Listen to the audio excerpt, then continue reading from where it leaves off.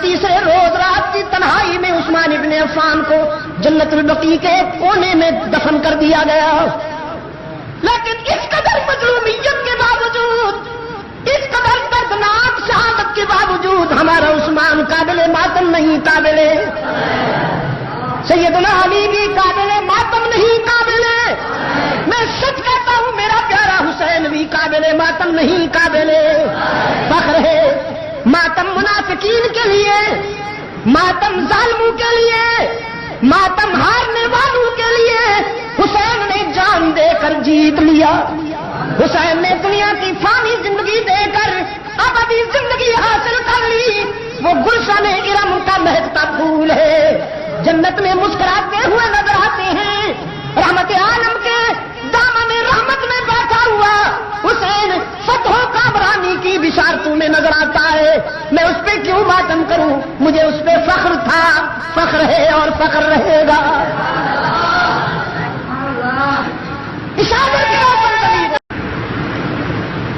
فرمایا ان اللہ اشترى من المؤمنین انفسهم واموالهم بان لهم الجنہ يقاتلون في سبيل الله، يقاتلون في سبيل الله فيقتلون ويقتلون وعدا عليه حقا في التوراة والإنجيل والقرآن فمن أوفى بعهده من الله فاستبشروا. کیا کہا؟ فاستبشروا. جس نے اللہ سے کیا ہوا وعدہ پورا کر دیا، پیغمبر اسے بشارت دے دیجئے، اسے خوشخبری دے دیجئے. بِبَيْعِكُمُ الَّذِي بَايَعْتُم بِهِ. یہ وہ تجارت ہے کہ اس میں منافع ہی منافع ہے. سیدنا حسن ابن علی رضی اللہ تعالی عنہما اسلام کے چہرے کی وہ روشن آنکھ ہے، اسلام کے چہرے کی وہ روشن آنکھ ہے کہ جس کے متعلق اللہ کے رسول صلی اللہ علیہ وسلم نے فرمایا ان ابنی ھذا سید. مسجد نبوی میں آپ صلی اللہ علیہ وسلم خطبہ ارشاد فرما رہے ہیں. اپنے نواسے کو آتا ہوا دیکھا سیدنا حسن رضی اللہ تعالی عنہ ایک دروازے کی چوکھٹ کا عبور کرتے ہوئے حضرت حسن رضی اللہ تعالی عنہ گر پڑے. رحمت عالم منبر چھوڑ کے اٹھے اور جا کے اپنے نواسے کو گلے سے لگا لیا، گلے سے لگا کے منبر پہ تشریف لائے، گلے سے لگائے رکھا اور خطبہ ارشاد فرمایا. صحابہ کے لیے یہ منظر انوکھا، نگاہوں میں سوال جھلک رہا تھا. اللہ کے رسول صلی اللہ علیہ وسلم نے محسوس فرمایا کہ نگاہیں پوچھتی ہیں آج سے پہلے تو کبھی ایسا نہیں ہوا، یا آج ہم کیا دیکھ رہے ہیں؟ آپ صلی اللہ علیہ وسلم نے فرمایا ان ابنی ھذا سید، میرا یہ بیٹا سیادت کا تاجدار ہے، اللہ اس کے سر پہ سیادت کا تاج رکھے گا. لعل اللہ ان یصلح به بین فئتین عظیمتین من المسلمین. مجھے وحی کے نور سے بتایا گیا ہے کہ مسلمانوں کی دو لڑتی ہوئی جماعتوں کے درمیان میرا یہ بیٹا صلح و محبت کی داغ بیل ڈالے گا اور یہ عنوان مصالحت بنے گا. اللہ کے رسول صلی اللہ علیہ وسلم کی اس بشارت کی تکمیل کا وقت آ گیا جب سیدنا حسن نے رضی اللہ تعالی عنہ اپنے چچا سیدنا معاویہ سے مصالحت کر لی. جی مصالحت کر لی اور اب دیکھیے اس مصالحت کے بعد سیدنا معاویہ رضی اللہ تعالی عنہ نے حضرت حسن رضی اللہ تعالی عنہ سے فرمایا بھتیجے کیا چاہتے ہو؟ انہوں نے جو شرائط لکھی ظاہر ہے کہ وہ شرائط اللہ کے دین کے لیے تھی، امت مسلمہ کی خیر کے لیے تھی. معاویہ رضی اللہ تعالی عنہ نے سفید کاغذ بھیجا حضرت حسن کے پاس اپنے دستخط کے ساتھ. فرمایا میں دستخط کر کے بھیج رہا ہوں، جو آپ کی مرضی آئے وہی شرائط لکھ دیں، مجھے پیشگی منظور ہے. اسلام کی تاریخ میں نہیں، میں دعویٰ کر رہا ہوں کہ انسانی تاریخ میں اس کی کوئی مثال نہیں ملتی کہ کبھی کسی نے ایسے بھی مصالحت کی ہو کہ سفید کاغذ پہ دستخط کر کے بھیج دیے ہوں، چاہے اس کے اوپر حضرت حسن لکھ دیں کہ میری پہلی شرط یہ ہے کہ آپ ہٹ جائیں اور سلطنت میرے حوالے کر دیں، تو معاویہ تو دستخط کر چکے تھے نا۔ اگر حضرت معاویہ حق و صداقت کے معیار پہ پورے نہیں اترتے تو پھر اس سفید کاغذ پر حضرت حسن ابن علی کو پہلی شرط یہی لکھنی چاہیے تھی کہ آپ ہٹ جائیں، میں قرآن و سنت کے نظام کو چلانے کے لیے آ رہا ہوں۔ لیکن ایسا نہیں کیا انہوں نے جو اپنی شرائط لکھی اس کی روح یہ تھی کہ دور خلافت راستہ کی روشنی میں فیصلے ہوا کریں گے۔ ہمارے جو سچے دوست ہیں انہیں تحفظ ملے گا، اپنی ضروریات کے لیے انہوں نے کچھ سالانہ اخراجات کا بھی ایک تخمینہ لکھا جسے منظور کر لیا گیا۔ منظور تو کیا کیا جانا تھا، وہ تو پہلے ہو چکا تھا۔ اب اس کے بعد 41 ہجری کے بعد حضرت حسن رضی اللہ تعالیٰ عنہ تقریباً 6.5 سال زندہ رہتے ہیں، 6.5 سال۔ کوئی معمولی سا بھی اختلاف نہیں ہوتا حضرت معاویہ سے، مکمل یگانگت اور وحدت کے ساتھ اور تعاون کے ساتھ چلتے ہیں۔ ان کا انتقال ہو جاتا ہے، پھر سن 60 میں حضرت معاویہ کا انتقال ہو جاتا ہے۔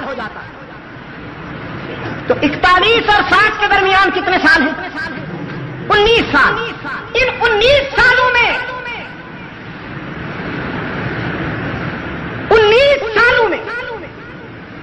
19 واقعات تو کیا، ایک بھی واقعہ ایسا نہیں کہ کبھی سیدنا حسین رضی اللہ تعالیٰ عنہ اور حضرت معاویہ کے درمیان کوئی اختلاف ہوا ہو یا ٹینشن ہوئی ہو۔ اگر ہوئی ہو تو دکھائیے، کسی بھی کتاب میں دکھائیے کہ حضرت حسین رضی اللہ تعالیٰ عنہ اور سیدنا معاویہ کے درمیان کوئی ٹینشن ہوئی ہو، نہیں۔ سیدنا معاویہ رضی اللہ تعالیٰ عنہ کے انتقال سے پہلے امت مسلمہ کے جو صاحب الرائے روشن ضمیر بزرگ تھے ان کی مشاورت ہوئی، اور اس مشاورت کی روشنی میں یہ طے ہوا کہ آئندہ قیادت کا بوجھ اور ذمہ داری ابن معاویہ پہ ڈالی جائے۔ یہ 58 کی بات۔ مجھے افسوس ہے، میں بڑے دکھ کے ساتھ یہ بات کہہ رہا ہوں کہ دینیات کا جو چیپٹر اس وقت پڑھایا جا رہا ہے اسکولوں میں، اس میں یہ جھوٹ لکھا ہوا ہے، یہ افترا کیا گیا ہے، یہ بہتان لکھا ہوا ہے کہ معاویہ نے اپنے بیٹے کو بادشاہ بنانے کے لیے امت کو دھوکہ دیا۔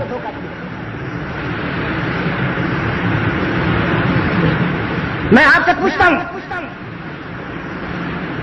آج اگر کوئی غلط قدم اٹھاتا ہے، کوئی دھوکہ دیتا ہے، مسلمان آج بھی اس پر احتجاج کرتے ہیں، جہاں تک ہو سکتا ہے اس کی گرفت کرتے ہیں۔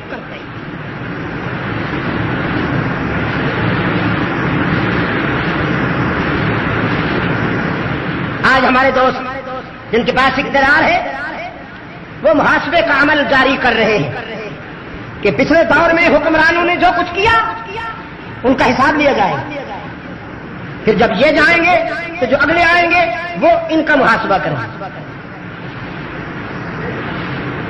میں آپ سے پوچھتا ہوں، سیدنا معاویہ رضی اللہ تعالیٰ عنہ نے خدا نخواستہ جس طرح کے دینیات کے اس چیپٹر میں جھوٹ لکھا ہوا ہے، ایسا کوئی قدم اٹھایا ہوتا امت کبھی انہیں معاف نہ کرتی۔ یہ اس دور کے راوی کو تو دکھائی دیا، اس دور کے گروہی عصبیت کے بیمار مورخ کو تو دکھائی دیا، لیکن اس وقت جو کروڑوں کی تعداد میں مسلمان تھے انہیں کیوں نہیں دکھائی دیا؟ مکمل اتحاد کے ساتھ فیصلہ ہوا، مکمل اتحاد کے ساتھ فیصلہ ہوا۔ اور بیٹے کو نامزد کرنا میں تسلیم کرتا ہوں کہ سنت شیخین تو نہیں لیکن حرام بھی نہیں. اگر باپ کے بعد بیٹے کا برسر اقتدار ہونا حرام ہوتا تو پھر سیدنا علی رضی اللہ تعالیٰ عنہ کے بعد سیدنا حسن کبھی یہ ذمہ داری قبول نہ کرتے. انہوں نے یہ ذمہ داری قبول کر کے عملاً ثابت کر دیا کہ باپ کے بعد اگر بیٹے میں صلاحیت ہے تو اقتدار کی ذمہ داری سنبھالنا حرام نہیں ہے. قابل ذکر 5 حضرات نے اختلاف کیا تھا.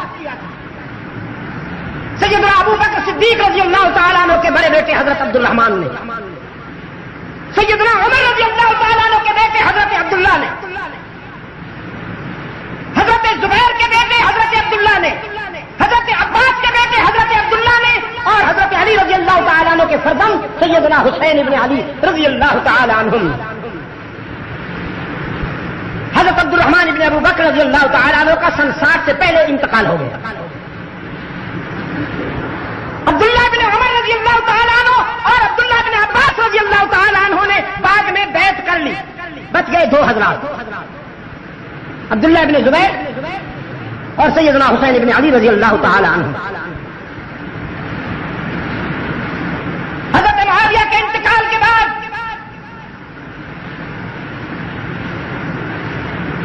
سیدنا حسین بن علی رضی اللہ تعالیٰ عنہ سے کہا گیا کہ آپ اس سلسلے میں کیا فیصلہ فرماتے ہیں. سیدنا حسین رضی اللہ تعالیٰ عنہ کے سامنے 2 راستے تھے. ایک راستہ یہ کہ سیاست میں اختلاف کا وہ رخ اختیار کیا جائے جس رخ کے اختیار کرنے کے بعد 1 لاکھ انسان قتل ہو گئے جمل میں اور سفین میں. اختلاف کا ایک طریقہ وہ تھا، اور ایک طریقہ یہ تھا کہ میں کنارہ کشی اختیار کر لوں. جو نقصان ہو چکا وہ تو میرے بس میں نہیں تھا، لیکن اب یہ تو میرے بس میں ہے کہ میں ایک طرف ہو جاتا ہوں تاکہ محمد عربی کی امت میری وجہ سے خون ریزی میں مبتلا نہ ہو. یہ وہی سوچ جو سیدنا عثمان بن عفان رضی اللہ تعالیٰ عنہ کی سوچ تھی کہ ان کے پاس اختیار بھی ہے، ان کے پاس اقتدار بھی ہے، ان کے پاس فوج بھی ہے، ان کے پاس قوت بھی ہے، لیکن ان سب کچھ کے ہوتے ہوئے بھی مدینہ کو خون ریزی سے بچانے کے لیے جان دے دی، لیکن امت مسلمہ کو فتنہ و فساد سے بچانے کی کوشش کی. یہ وہی طریقہ تھا جسے سیدنا حسین بن علی رضی اللہ تعالیٰ عنہ نے اپنانا پسند کیا، اور میں سمجھتا ہوں کہ یہ حسین کا امت پر عظیم احسان ہے. میں آج پورے وثوق سے کہتا ہوں کہ اگر حضرت حسین رضی اللہ تعالیٰ عنہ مقابلے میں آ کر، جس سے آج کل مقابلہ ہوتا ہے لیڈروں کا، اگر سیدنا حسین مقابلے میں آ کر امت مسلمہ کو دعوت دیتے کہ تم میرا ساتھ دو، تو خدا کی قسم امت کا 90% حضرت حسین کے ساتھ ہوتا. آپ کا ضمیر کیا کہتا ہے؟ آج 1400 سال گزر جانے کے باوجود ہمارے دلوں میں جتنی محبت، جتنا پیار سیدنا حسین کے لیے ہے، خلفائے راشدین کے بعد وہ پیار کسی اور کے لیے نہیں. یہ صرف میری بات نہیں ہے، میرا خیال یہ ہے کہ ہر مسلمان کے احساسات یہ ہیں. اگر اس وقت حضرت حسین رضی اللہ تعالیٰ عنہ تقابل کا راستہ اختیار کرتے تو میرا ضمیر کہتا ہے کہ امت کا 90% ان کا ساتھ دیتا، کہ وہ زخمی سانپ جسے حضرت علی رضی اللہ تعالیٰ عنہ نے پاؤں رکھ کے کچلا تھا، وہ خارجی بے ایمان، وہ منافقین جن کے ہزاروں دہشت گردوں اور تخریب کاروں کو سیدنا علی رضی اللہ تعالیٰ عنہ نے اپنے دور خلافت میں ٹھکانے لگا دیا. انہوں نے دیکھا کہ موقع بڑا مناسب ہے، خطوط لکھے، سیدنا حسین کو دعوت دی. اگر وہ خطوط آپ پڑھیں تو حیران رہ جائیں گے. میں کہا کرتا ہوں یوسف کنعان میں اور حسین کوفہ میں. یوسف کنعان میں اور حسین کوفہ میں دونوں مہربانوں کے ڈسے ہوئے ہیں. دونوں کو دوستی کے عنوان سے دشمنی کا سامنا کرنا پڑا. باقر مجلسی کی تحقیق کے مطابق، شیخ مفید کی تحقیق کے مطابق روزانہ ہزاروں خطوط کی بوریاں آتی تھیں حضرت حسین کے پاس کہ مولا ہم تیرے والد گرامی کے مرید ہیں، ہم تیرے غلام ہیں، تشریف لائیے، ہم آنکھیں فرش راہ کریں گے. سیدنا حسین بن علی رضی اللہ تعالیٰ عنہ نے سب سے پہلے اپنے چچا داد بھائی حضرت مسلم بن عقیل کو اپنا سفیر بنا کے بھیجا کہ تم جاؤ اور کوفہ کے حالات کا جائزہ لے کر مجھے رپورٹ دو. وہ تشریف لے جاتے. کوفہ میں پہنچتے ہی ہر طرف سے آوازیں بلند ہوئی، امام آ گیا. پورا کوفہ عقیدت و احترام سے باہر نکل آیا اور حضرت مسلم رضی اللہ تعالیٰ عنہ کے ہاتھ سے بیعت کی. مولا قربان جاؤں. شیخ مفید کہتا ہے تقریباً 32,000 لوگوں نے حضرت مسلم کے ہاتھ سے بیعت کی. کوفے کی آبادی تھی ہی اتنی، 32,000 انسانوں نے بیعت کی. حضرت مسلم رضی اللہ تعالیٰ عنہ نے خط لکھا سیدنا حسین بن علی رضی اللہ تعالیٰ عنہ کو، وہ پازیٹو رپورٹ دی، گرین سگنل دیا کہ حالات صحیح ہیں، سب لوگ آپ کے عقیدت مند ہیں. انہوں نے آپ کی نسبت سے میرے ہاتھ پہ بیعت کی، گویا آپ کی بیعت کی. آپ تشریف لے آئے، نو پرابلم.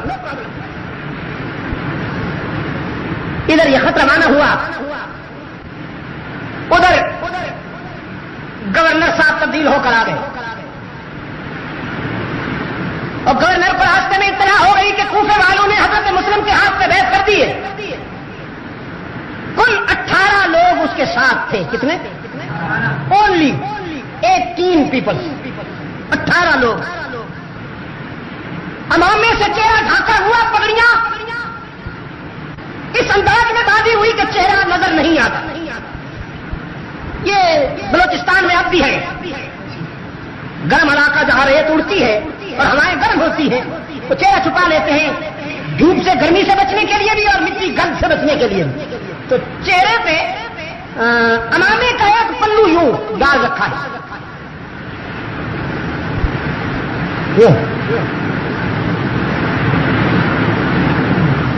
اب کوفہ والوں نے سمجھا کہ حسین آ گئے، تو چہرہ نظر نہیں آتا. انتظار تو تھی. سیدنا مسلم بن عقیل رضی اللہ تعالیٰ عنہ نے فرمایا کہ میں آیا ہوں، اب وہ آنے والے. تو کوفہ والوں نے سمجھا کہ حسین آ گئے. پھر سارا کوفہ جمع ہو گیا. السلام علیکم یا ابن رسول اللہ، السلام علیکم یا ابن رسول اللہ. رسول کے بیٹے آپ کے سلام ہو، ہم تو آپ کے منتظر تھے. وہ تو ابن زیاد تھا، سنتا آ رہا ہے اور چلتا بھی آ رہا ہے. جب گورنر ہاؤس پہنچا تو چہرے سے کپڑا ہٹایا اور یوں جو دیکھا تو سارے منافقین کا وضو ٹوٹ گئے، کھسیاں میں ہو گئے. ابن زیاد نے کہا کیا کہہ رہے تھے؟ یہ کیا کہہ رہے تھے؟ ابھی میں کیا سن رہا تھا؟ کہنے لگے سر وہ تو ویسے ہی کہہ رہے تھے، ہم نے جو اصل بات ہے وہ تو اب کہنی ہے. اصل بات ہے وہ تم نے اب کہنی ہے. وہ کیا بات ہے؟ کہ جی ہم تو آپ کے غلام ہیں، آپ کے وفادار ہیں. وہ تو سلام کی بات تھی، بس ویسے ہم نے کہہ دی، ہم نے سمجھا شاید وہ آئے ہیں. مطمئن رہیے ہم آپ کے وفادار ہیں. اس نے کہا نہیں، سوچ کے بولو، میں تمہاری کھان اتار سکتا ہوں، میں تمہاری بیویوں کو بیوہ اور تمہارے بچوں کو یتیم بنا سکتا ہوں. آپ فیصلہ کرو کہ تم کس کے ساتھ ہو. سارے کم وقتوں نے فیصلہ کیا کہ ہم آپ کے ساتھ ہیں. تب وہ مسلم بن عقیل کہاں ہے؟ حضرت مسلم بھی اس اجتماع میں موجود تھے، لیکن صورتحال کو دیکھ کر انہوں نے حکمتاً کنارہ کر دیا. انہوں نے کہا ہم ابھی پیش کرتے ہیں آپ کی خدمت. اب حضرت مسلم رضی اللہ تعالیٰ عنہ پورے کوفہ میں گھوم رہے ہیں، کوئی شخص انہیں پناہ دینے کے لیے تیار ہے. یہی جو پہلے مولا قربانت سوم، مولا قربانت سوم کہتے تھے، اب وہ پناہ دینے کے لیے گھر میں گھسنے کے لیے بھی اجازت نہیں دیتے. دن گزر گیا، رات آ گئی، بولے کتوں کی طرح ابن زیاد کے فوجی اس کے پیچھے پڑے ہوئے ہیں، اور حضرت مسلم پتھریلی زمین پر، نوکیلے پتھروں والی زمین پر ان سے بچنے کے لیے کوفہ کے گلی کوچوں میں چلتے ہیں. ایک جگہ پر ٹھوکر لگی، گرے، منہ ایک پتھر پہ جا لگا، سامنے کے کچھ دانت ٹوٹ گئے، خون کا فوارہ نکلا، اور آسمان کی طرف دیکھ کر فرمانے لگے محمد کے معبود، محمد نے بھی تجھ سے وفا کی ہے، اس کی اولاد بھی تجھ سے وفا کرنے کا عزم کر چکی ہے، آزما لے جتنا آزمانا ہے. قریب کے گھر سے ایک پوری باہر نکلی، پہچان گئی، کہنے لگی امام آپ ہیں. گھر کا دروازہ کھولا، اندر لے گئی، زخم دھوئے، زخم دھونے کے بعد کہنے لگی ہوں تو بوڑھی عورت ہوں، کچھ کر نہیں سکتی تھی، لیکن محمد کے گلشن کے پھول اتنا تو کر سکتی ہوں کہ اگر کوئی تیر آپ میں چلے گا تو انشاءاللہ جب تک میں زندہ ہوں وہ میں اپنے وجود پہ لوں گی، کوئی تیر تجھ تک نہیں پہنچنے دوں. حضرت مسلم نے فرمایا کوئی تیر برداشت کرنے کی ضرورت نہیں میری وجہ سے، بس صرف ایک مہربانی کر دے، مجھے نہیں پتا کہ میں کتنی دیر زندہ رہوں گا، بس ایک مہربانی کر دے، میرے بھائی حسین تک کسی طرح سے پیغام بھیج دے. میں پہلے انہیں رپورٹ دے چکا ہوں، میں پہلے انہیں خط لکھ چکا ہوں کہ حالات صحیح ہیں، لیکن خدایا اب تو کسی طرح سے میرا یہ پیغام ان تک پہنچا دے کہ کچھ بھی ہو جائے کوفہ میں قدم رکھنے کی کوشش نہ کرنا. یہ لوگ اعتماد کے قابل نہیں ہیں. ساتھ والے کمرے میں اس بوڑھی کا بیٹا سویا ہوا تھا، اس نے خسر خسر سنی تو باہر نکل آیا، ماں سے پوچھا یہ کون آیا ہے؟ وہ کہنے لگی دیکھو اگر کسی کو بتایا تو دودھ نہیں معاف کروں گی، محمد کا بیٹا ہے، اہل بیت کا فرض ہے، آج ہمارے گھر میں مہمان ہوا ہے، بتانا کسی کو نہیں. اس نے آ کر حضرت مسلم کے ہاتھ چومے، حضرت مسلم کا دامن چوما، ہاتھ چومے، پاؤں چھو لیے، کہنے لگا قربان جاؤں امام ہمارے گھر میں آیا، سبحان اللہ. ماں سے کہنے لگا ماں ذرا تھوڑی دیر کے لیے مجھے اجازت ہے. تو کہاں جاتا ہے؟ کہہ رہا میں مسجد میں شکرانے کے نوافل ادا کرنے جاتا ہوں، اللہ نے اتنا بڑا کرم کیا کہ آل رسول کو ہمارے گھر بھیج دیا. کہنے لگی اچھا تو شکرانے کی نوافل ادا کرنا چاہتا ہے، تو کبھی فرض نہیں پڑتا بدبخت، آج تجھے نوافل کیسے یاد آ گئی؟ گھر سے نکلا، کنڈی باہر سے لگا دی، سیدھا گورنر ہاؤس. گورنر سے کہا شکار میرے قبضے میں ہے، انعام لاؤ. انعام لیا اور حضرت مسلم کو ان کے حوالے کر دیا. مسلم شہید کر دیے گئے. سیدنا حسین رضی اللہ تعالیٰ عنہ کو راستے میں اطلاع ملی، وقت اجازت نہیں دے رہا، اگرچہ یہ بات پہلے بھی کسی ملاقات میں ہو چکی ہے، لیکن میں اپنے عزیز نوجوانوں کے ذہن میں یہ بات بٹھانا چاہتا ہوں کہ کربلا میں حسین رضی اللہ تعالیٰ عنہ سیاست کرنے نہیں آئے تھے، خدا کی قسم اپنے نانا سے سیکھی ہوئی شرافت اور اپنے ابا سے سیکھی ہوئی شجاعت کا مظاہرہ کرنے آئے. بس اگر سیاست کرنی ہوتی تو پھر انداز اور میں کہہ بیٹھا ہوں کہ اگر وہ سیاست کرنا چاہتے تو امت کا 90% ان کا ساتھ دے. تشریف لائے اور بڑی شجاعت اور بہادری کے ساتھ اپنی جان کا نذرانہ پیش کیا. آج ہم حسین کو دیکھتے رضی اللہ تعالی عنہ، آج ہم عثمان کو دیکھتے رضی اللہ تعالی عنہ، آج ہم سیدنا علی کو دیکھتے ہیں رضی اللہ تعالی عنہ، آج ہم سیدنا فاروق اعظم کو دیکھتے ہیں رضی اللہ تعالی عنہ، آج ہم سیدنا طلحہ اور زبیر کو دیکھتے ہیں. یہ گلشن اسلام کے وہ رنگین پھول ہیں کہ جن کا سراپا خون شہادت سے رنگا ہوا ہے. ہم ان میں سے کسی کو بھی افسردہ نہیں پاتے. قرآن کے آئینے میں ہمیں ان میں سے کوئی ایک بھی نروس نظر نہیں آتا، اس لیے کہ اللہ نے انہیں اس انجام کی روشنی میں بشارت دی ہے، غم کا پیغام نہیں دیا. بس تب شروع کہتا ہے قرآن کریم.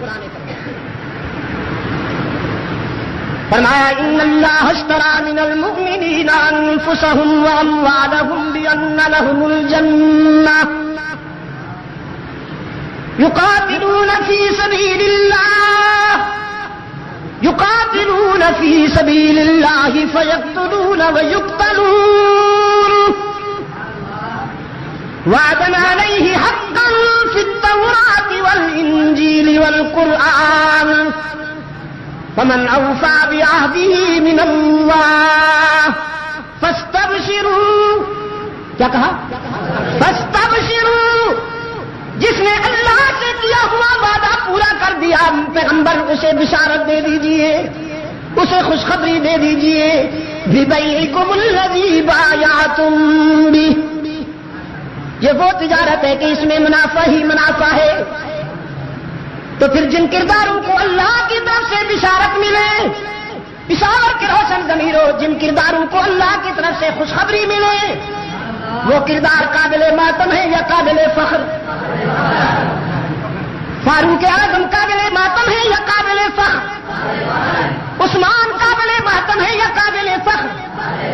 حالانکہ مظلومیت کا یہ عالم ہے کہ کربلا میں 3 دن پانی بند اور مدینہ کے شہید کے لیے 40 دن پانی بند. مظلومیت کا یہ عالم ہے کہ 3 دن حضرت عثمان کی بیعت پڑی رہی بے گور و کفن. تاریخ منافقت کے درندے کسی کو قریب نہیں آنے دیتے. میں نے رات بھی کہا جو کنواں خرید کر کے امت کے لیے وقف کیا اسی کنویں کا پانی بند, جو مسجد خرید کر کے توسیع کی اور عمارت اس کی بنائی اسی مسجد میں نمازوں پر پابندی لگائی گئی,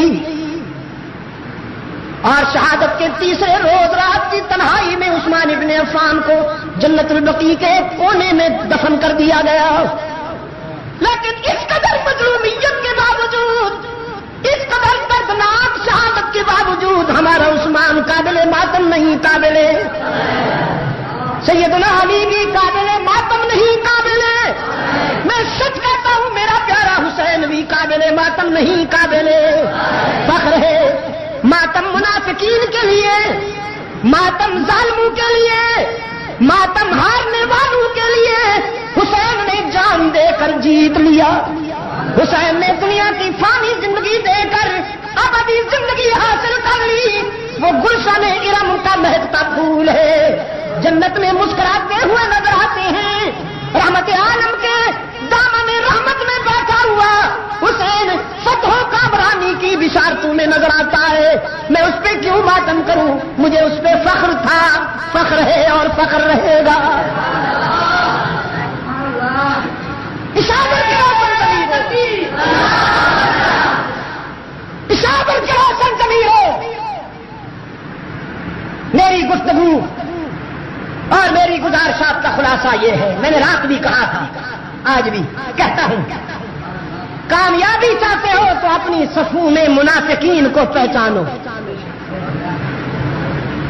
کامیابی چاہتے ہو تو اپنی صفوں میں ان منافقین کو پہچانو جو دوستی کے لبادے میں دشمنی کرتے ہیں.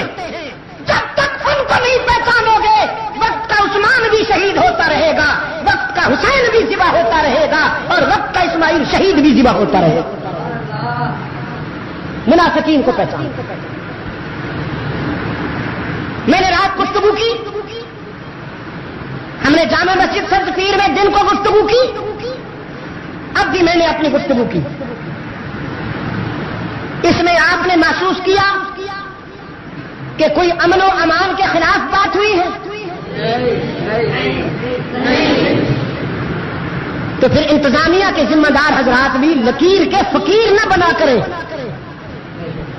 ہمارا مقدر دیکھیے,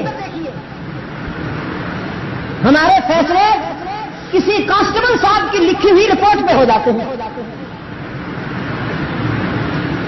وہ جو لکھ کے بھیج دے بس ایسے سمجھا جاتا ہے کہ یہ وہی ہے, یہ قرآن کی آیت.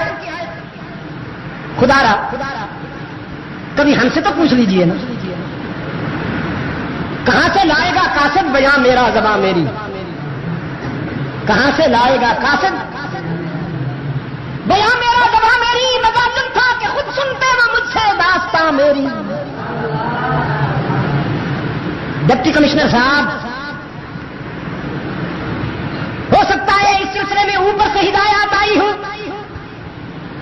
کہ شاہ صاحب اگر ہم نہیں تو وہ بھی نہیں، ان پر بھی پابندی ہونی چاہیے۔ پشاور میں مجھے کم و بیش 25-30 سال ہو رہے ہیں، میرے سامنے جو بچے تھے بچوں والے بن بیٹھے۔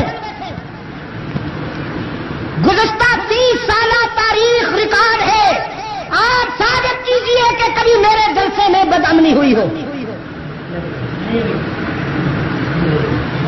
میں تو سزا بھگت رہا ہوں، بدامنی پھیلانے والوں کا ساتھ نہیں دیتا ہوں تو سزا بھگت رہا ہوں، مجھے تو دار اسلام سے نکالنے کی کوشش ہو رہی۔